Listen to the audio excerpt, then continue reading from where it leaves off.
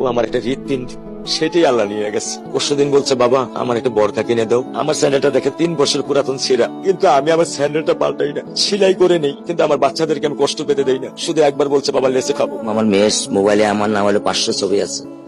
আমি এখনো সাহস পাইনি আমার মেয়ের একটা ছবি বের করে দেখতে। আমার সেই সাহস নাই। আমি সেই সাহস হারাই ফেলছি, কারণ ও আমার ছিল হৃৎপিণ্ড। ওর জীবনে এমন কোনো চাওয়া নাই যেটা আমি পূরণ করি নাই। পরশুদিন বলছে, বাবা আমার একটা বরকা কিনে দাও। আমার চাচতো ভাই বললো, ভাই ইসলামপুর থেকে 300-400 টাকা পাওয়া যায়।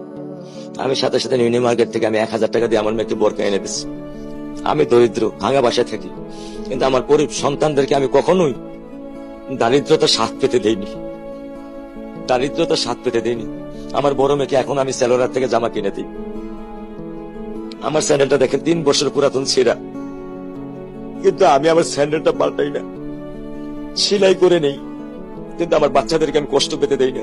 শুধু একবার বলছে, বাবা লেসে খাবো। আমি 1 মিনিটও দেরি করিনি, 1 মিনিটও আমি দেরি করিনি। ও আমার একটা হৃৎপিণ্ড, সেটাই আল্লাহ নিয়ে গেছে। আলহামদুলিল্লাহ, শুকরিয়া, আল্লাহ দিছে, আল্লাহ নিয়ে গেছে। আমার কোনো কষ্ট নেই। আমি তো চাইলে পারতাম না, অনেক দম্পতি আছে যাদের সন্তান নেই। আল্লাহ দিছে, আল্লাহ নিয়ে গেছে। আমি আলহামদুলিল্লাহ করি আল্লাহ গেছে। আমার কোনো কষ্ট নেই, আমার কোনো কষ্ট নেই।